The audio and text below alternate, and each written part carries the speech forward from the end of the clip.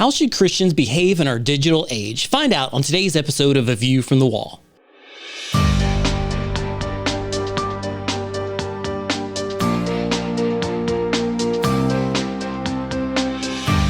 Join I Am a Watchman Ministries Managing Editor Joe Kerr with co-host Dylan Burrows, bringing you a fascinating discussion regarding the importance of Bible prophecy and Christian living today as it relates to our responsibility as believers to be watchmen.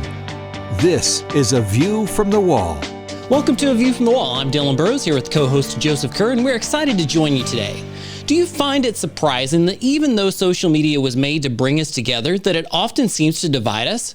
Sadly, many Christians are fueling online incivility.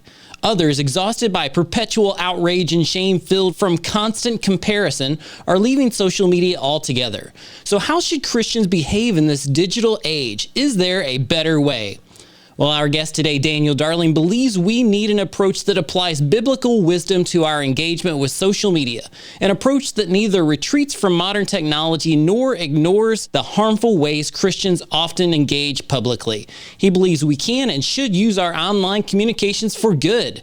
Let me tell you a little bit about our friend Daniel Darling. He's the Senior Vice President of Communications at National Religious Broadcasters and the author of 9 books, including The Original Jesus, The Dignity Revolution, and the best-selling Characters of Christmas. Daniel's work has been featured in USA Today, Washington Post, and many other outlets. He and his wife, Angela, have 4 children, attend Green Hill Church in Mount Juliet, Tennessee, where Daniel also serves as pastor of teaching and discipleship. Daniel, welcome to today's episode of A View from the Wall. Hey, it's great to be with you. Yes, well, it's our honor to have you with us today, and this topic could not be more timely with what's going on in our culture today. Social media has become the most powerful form of communication in our society.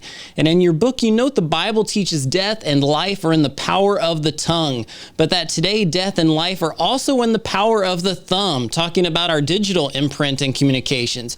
What we type or speak into our devices has great impact, so why don't we begin by sharing a little bit about the influence our digital communications have today? Well, we've never been in a time like this digital age where it's been so easy to communicate, right? I mean, with a few strokes of the keyboard, a few taps of our thumbs, we can really publish a message to the world. So I'm someone that says the digital age is here to stay. Social media and the internet aren't going to go anywhere. I don't think we're going to go back to the 1950s or suddenly become Amish or anything like that. Right. So the question is, how do we steward this opportunity well? How do we use our words online in a way that brings glory to God and is wise and useful and helpful in an age where it just seems like outrage is rewarded? Let's make it as timely and real as we can get. You mentioned fake news in the book and that Christians should be somehow involved in that process. Talk about that. I mean, if you think about the old days, and I'm not that old, but I could still think back to the time when we got free newspapers that would be delivered to our house. So news was pretty much newspapers, maybe 3 or 4 networks on TV, and maybe handful of radio stations. Well, now there's so many sources for news that it comes at us from a variety of places. And one of the unfortunate things that's happening is that we tend to get news from places that reinforce our biases. So we're all in these kind of media bubbles, if you will. And I think Christians have to be wise and read across various ideological streams. I think we need to get our news from a variety of sources.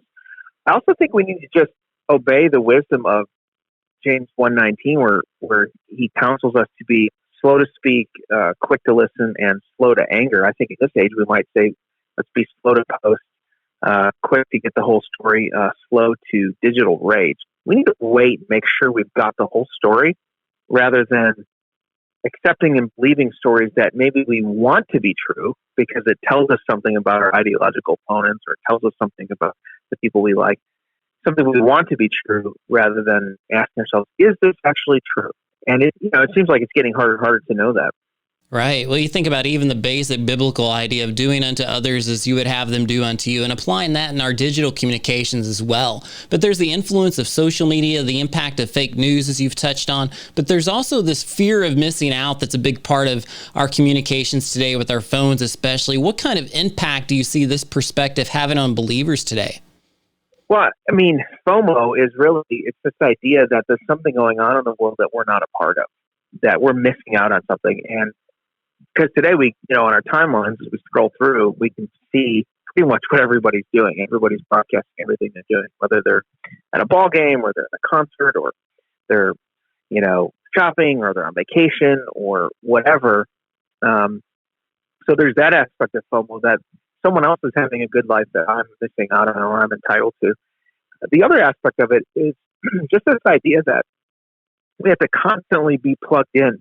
And this is what keeps us kind of grabbing for our phone and twitching whenever we're away from our phone, because we feel like something is going on in the world that I don't know about. And I think we have to separate two things. On the one hand, there is an insatiable curiosity that God has wired into humans to learn and to grow. I mean, we have a whole book of Proverbs that encourage us to pursue wisdom, pursue knowledge. So this curiosity is good. But then there's a kind of busybody junk food information that we feel we have to be in the know about. This idea that we have to know the latest details of every controversy, every story. And I think this is a little bit more like Paul when he talks about sort of people who are busybodies, who have to always be in the know, so to speak. And it really, I think, goes back to the Garden of Eden, where one of the temptations that Satan gives to Eve is that she could be all-knowing, that it's not enough to be an image bearer. The temptation was that you could be all-knowing. It's not enough to be like God. You can be God. And humans, we're not wired to be all-knowing. We're not wired to be omniscient. God is the one who is all-knowing. And it's good to have mystery. It's good to not know everything. And so sometimes I think we need to discipline ourselves and say, here's controversies I don't know about. Here's rabbit holes on the internet I don't want to go down. Here are things I don't have to know. And I can put my phone up, or I can be away from this for a while, and news can break. And it's okay that I don't know what's going on, because I trust the God who is all-knowing. Well, that's a good word of wisdom. I love the connection you made there with Adam and Eve in the garden, that idea that we are always distracted and tempted to take our eyes off of the commands that God has given us onto things that make us appear to be wiser. And that's not always the case, whether it's in the garden or whether it's with our social media today. And we're going to take a quick break, but we're going to continue this fascinating discussion with Daniel Darling about the impact of social media. So stay with us for more here on A View from the Wall.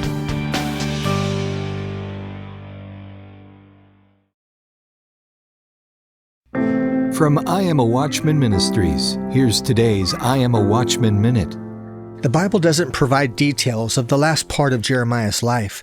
Most believe he was taken from his homeland and died as a martyr while living as an exile in Egypt. Many believe that as Jeremiah lived in exile, he founded a synagogue in Egypt near Alexandria. Not much is known about how he accomplished that, but we know that about 600 years later, a young man living in Egypt learned about God, the law, and the prophets.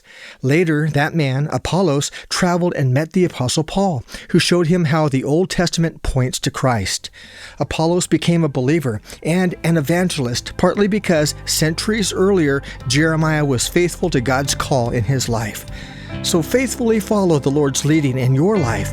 You never know how your work will impact others. Be bold, be faithful, be a watchman. IamAWatchman.com.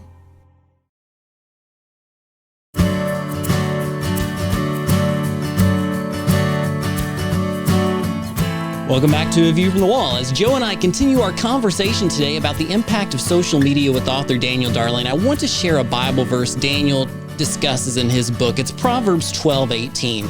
The words tell us there is one whose rash words are like sword thrusts, but the tongue of the healing brings wisdom. Now, Daniel, as we continue, take a moment to share how the words of this proverb could apply to our use of social media today. Well, I think all the incentives, on social media and the algorithms are geared toward engagement, which means a lot of times instability, strife, arguing. And I actually think there is a good place for robust discussions online. Sure. But this verse tells us, similar to something that James 3 tells us, that in a fallen world, the words we use can either bring life or death. And we have to ask ourselves, what am I doing with my words? Am I uplifting or am I tearing down? That sounds a little bit cliched, a little bit, Pollyannish, but it's really true that God doesn't just care that we're on the right side of an issue, but he also is concerned with the shape of our words, with how we speak and how we talk. And I think we're not aware all the time of the damage our words can do or the good that our words can do. And specifically when we think about social media, that we're not just behind our keyboards typing away. We're actually in public. So even if you have, 50 or 100 friends on Facebook or 50 or 100 followers on Twitter, which isn't all that hard, it doesn't seem like a lot. But imagine a room full of 100 people. Imagine a room full of 50 people. How would you speak if you were in front of them? Now imagine if you have, a few thousand friends or a few thousand followers on Facebook. Now you're talking about an auditorium or something even larger. And so I don't think we understand the power of our public words on these platforms. I also think we tend to dehumanize the people that we're disagreeing with. We reduce them to avatars or pixels to be crushed instead of seeing them as whole people made in the image of God. I love the illustration you gave and that example from James where he talks about the tongue being a fire. Those words were chosen on purpose. A fire can be warming and life-giving and survival, or it can be damage and death and destruction. It's not impossible to do the wrong thing with our tongue, or in this case, our thumbs. Well, it's true, and you're exactly right. James talks about the explosive power of words, and Proverbs has a lot of passages on that as well. Like fire, it can be harnessed for great good, or it can get out of control. Like a ship can be out of control, or it can be steered toward a passage, or a horse. It compares to a horse, that a horse can be out of control, or that bridle controls the horse and where it goes and takes the rider with it. There's an interesting verse in that passage in James that says, "The tongue can no man tame." In other words, it's as if James is saying this: our words and our ability to communicate is so unruly in a fallen world that who can tame it? Well, we know who can tame it. Christ has defeated sin and death in the grave, and it's the power of the Spirit that can tame the tongue. And so what James is saying is that human beings, with our own limited ability and willpower and being sinners, we can't tame our tongues and tame our keyboards on our own with just self-discipline. We need something otherworldly. We need a supernatural power, and that is the power of the Holy Spirit. So if we're walking in step with the Spirit, that's the most important thing when it comes to our online communication. I always say that our offline self will really determine what kind of online self we have. So the quality of our offline community determines the shape of our online words and communication. Well, that's well said. And I wanted to circle back to something you touched on earlier, because we sometimes think we can get away with saying whatever we want when we're on the phone or on a computer, because the person is not in the room with us who is receiving the messages. Perhaps there's someone on the other side of the planet, someone we don't know personally. So we have no filter. We say whatever we feel or think at the time. But what are some of the problems that can result from this way of thinking? You touched on it a little bit. Talk a little more in detail about how this can be a detrimental part of our Christian witness. Well, I think it's just that we forget to see the whole person. Communication has gradually become less embodied, right? If you think about even the invention of ink and paper and the printing press, removed a step from the kind of person-to-person oral embodied communication. Then if you go down the line with telephone communication and the digital communication, and all those have fantastic positive benefits. We're able to communicate more in the digital age, right? I can text my teenagers, I can text friends out of state. I can encourage them. I can do all these things. But if we're not careful, we'll forget that the people we're communicating with are human beings. They're full human beings. Sometimes we are tempted to reduce people to that one argument that we disagree with. I might think you're wrong or you have a bad opinion. If that's all I think about you, I'm really dehumanizing you. And so we need to see people as whole people. And when we communicate, I think we need to ask ourselves, what is the best medium to communicate this message, right? So for me, anything that involves conflict, I like to do in person, to do in an embodied way. I think when you try to do that over email or text or whatever, it kind of flattens and you lose that shape. Other kinds of communication are better for digital communication. But through everything we do, whether it's social media or personal communication, remembering that there's a person on the other side of that we're not just talking to avatars and bots and pixels. We're talking the real whole Right. Well, we have a minute before we go to break. If you would, talk on the positive side about an example of how encouraging words can help impact someone's life, or perhaps your own life in this instance. Well, I really think social media can be used for good. And I think we have to be countercultural online. In other words, counter the algorithms and counter all the incentives that encourage us to be uncivil. We don't have to yield to those things. And so I encourage folks to find time to encourage somebody publicly. Like if you read something they wrote, or they had a post that really encouraged you to say something, or to tell someone you appreciate them. I have also found great benefit in a number of ways. Number one, I've found great books, great content, conferences, and other things that have shaped and discipled me. I've made friends online. It's great for promoting causes, for raising money. I have a few friends right now who have family members battling cancer, and you're able to kind of spread the word and raise money for their expenses in ways that you really couldn't do 20, 30 years ago. And most of all, the gospel is going across the internet and through social media and through all these digital platforms in ways that we couldn't dream of a couple of decades ago. And I think God is using that. We as Christians have to just accept the fact that God has placed us in this time, in this space, in 2020, in this digital age, not in another age. And so we should both be wary of the dangers of the internet and social media, but also embrace the technology to advance the gospel. Well, these are such powerful words, and we have to step away for a break for just a moment, but stick with us. We'll be right back with more on A View from the Wall.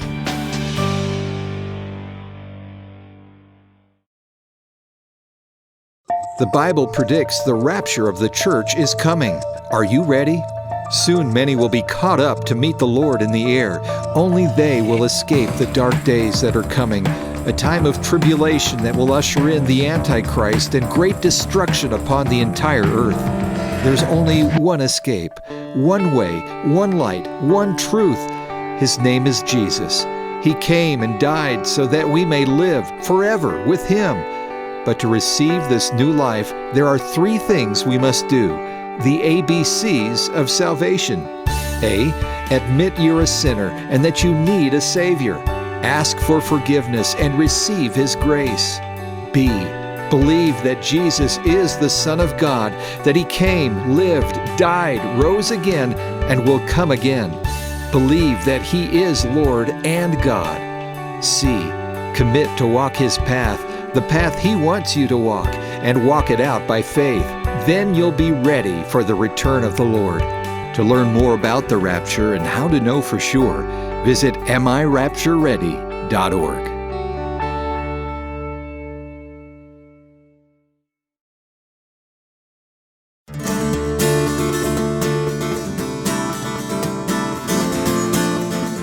Welcome back. As Joe and I talk with author Daniel Darling about the impact of social media in our final segment today on A View from the Wall, I want to again draw our attention to Scripture. For example, Colossians 4:6 teaches, "Let your conversation be always full of grace, seasoned with salt." And it tells us why also. It says, "So that you may know how to answer everyone." Now, Daniel, it strikes me that we may be lacking the answers to questions others have about the faith, in part because our digital conversations are not full of grace. Talk about some ways we can improve in how we communicate to others through our social media. We touched on this in our last segment. Talk a little bit more about that. Well, I think you even see in what Paul is saying there that he's calling Christians to speak both with civility and with courage. And we have this idea that both of those can't coexist. That if I speak up and speak out about truth, that somehow I'm being mean and unkind. On the other hand, you have a lot of folks who feel that as long as I'm on the right side, it doesn't matter how I say it. And so here Paul is saying to have an answer, right? To speak to the questions of the age. Christians need to be speaking up and speaking out and standing up for the vulnerable, but speaking out about truth, about the gospel in an age of confusion. But also he says to do it with grace. And elsewhere, First Peter says to have an answer for every person for the hope that lies within you, but do it with gentleness and kindness. And so it's this idea that we can have courage and civility at the same time. I actually think you can have robust conversations and disagree with people, even online, even in public, as long as we understand that the way we do it matters.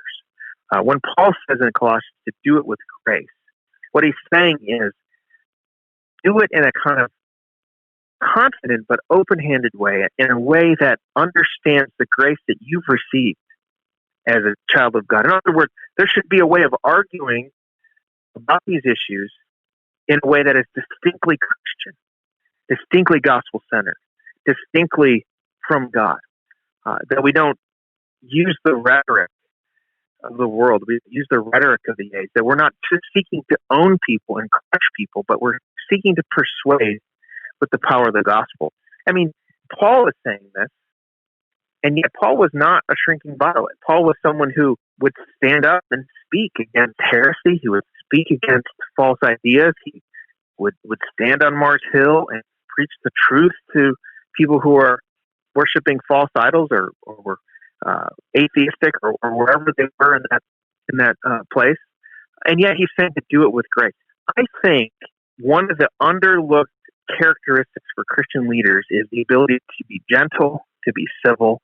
I mean, every area where Paul tells Timothy and Titus, when he talks about the characteristics for a Christian leader, they all mention temperament, gentleness, kindness, not a brawler, not given to false controversies. Sometimes we think just because somebody is right in their sharp edge that it doesn't matter how they say it. And I just don't think that's true. I'm glad you put it that way. We talk about that sometimes on this program, that it's possible to contend for the faith without becoming contentious. One of the things that we see right now is the freedom of speech issue. And as a lot of the posts disappear and accounts are locked or shut down because they're being shadow banned or censored in some way, what are we supposed to do as Christians with big tech exercising so much censorship over what we can say and what people can see? That's such a great point. You know, there's a way in which to speak with grace and to be civil, and yet the gospel and its implications are unacceptable even in that way. And Jesus said that. Jesus said that they hated me, they'll hate you. So Christians are always going to be at odds at some point with the culture. And I do think the issue with big tech is really serious. If you think about all of our ministries are very platform dependent in terms of how we communicate, whether it's YouTube or Vimeo or Amazon or Facebook or Twitter. And a lot of the content that has gospel implications, is seen by the world, is seen by those who do not know Christ as dangerous, as unsafe. And so I really do think that's going to be the next frontier in terms of providing spaces for free speech. And look, I think Christians in a representative republic like ours should fight for free speech, and we should fight for religious liberty. We can thrive even if we don't have those things. The church can thrive under persecution, but we've never been told to vote for it or to advocate for it. And in fact, if you look through the book of Acts, Paul is all the time appealing to his rights as a Roman citizen, and he doesn't see that as a conflict with the mission of preaching the gospel. And so I think as long as we have a voice and a vote and a way of shaping, I think we should try to create spaces of freedom so that the gospel can be declared. And so I do think the platform issue is going to be really the next big frontier in terms of the ability to preach the gospel. Well, that's very well said, because even though Christians can thrive during times of persecution, we don't necessarily want to go out of our way to find it or to develop it, as we're starting to see when it comes to censorship in big tech type of situations. So if you're one of those people out there that you're getting blocked or you're getting censored, let's do what we can to stand up for what we can in terms of freedom of speech, freedom of religion, but at the same time knowing that our voice is going to be controversial when it comes to the gospel. But as we wrap up today, I want to conclude our program with a word of encouragement and challenge for those who consider themselves watchmen or watchwomen with our ministry. They are those people who watch, warn, witness, and work to finish well in the last days. Daniel, if you would, what words would you wish to leave to encourage our listeners today? Well, I want to say this, that, this has been a very difficult in 2020, personally for a lot of people, but also around the world. And people are trying to process what's happening. And I just want to say that the things that are shaking us in this season are not shaking heaven, that God is not wringing his hands over the things that cause us to wring our hands. And God is still sovereign. He is still on his throne, and Jesus still saves today. And Christ is still building his church. The gates of hell will not prevail against it. And God is gathering history to himself. And so we should be wary, we should watch, we should be sober-minded, we should know the times that we're in, and yet we should do it with a kind of joy, because God has placed us here to minister and to be His ambassadors in this age, in this time, in this place, not in another era, not in another setting, in another time. And so we should embrace that. God is still alive; He's still active, and so He's calling His people to share the good news. Well, thank you so much again for those words and for joining us today. For those who would like to know more about your ministry and about your book, where should they go to find out? Well, the best place to go is my website, danieldarling.com, and you can click on, if you want to get information, there's free downloads and all sorts of things like that. You can also sign up for my newsletter. Great. Well, again, the book is Away with Words by bestselling author Daniel Darling. We encourage you to pick up a copy of his book at danieldarling.com. And he has his own podcast there as well, and many other resources for you. Let us say again, we appreciate you joining us for today's program, and we are here to serve you. Listen again and enjoy all of our programs at iamawatchman.com or wherever you stream your podcasts. Join us next time on A View from the Wall. A View from the Wall, in association with I Am a Watchman Ministries, exists to equip a worldwide audience with biblical truth, sharing it with others, and being prepared for Christ's imminent return. The team seeks to encourage, inspire, and equip watchmen for such a time as this. For information about the ministry and upcoming events, visit iamawatchman.com. A View from the Wall is made possible by the team of dedicated pastors, editors, and the many contributors of I Am a Watchman Ministries. To support our efforts, give online at iamawatchman.com and click on the donate button. Thanks for listening, and join us again next time on A View from the Wall.